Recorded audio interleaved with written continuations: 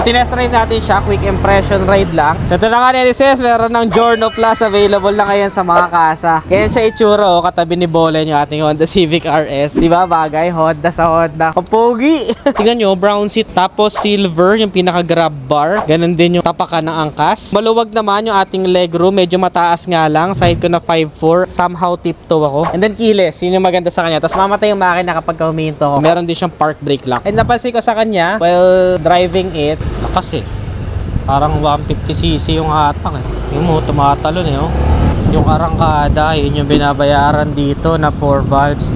Malalaman mo lang siyang 125cc na pag medyo nasa gitnang RPM na.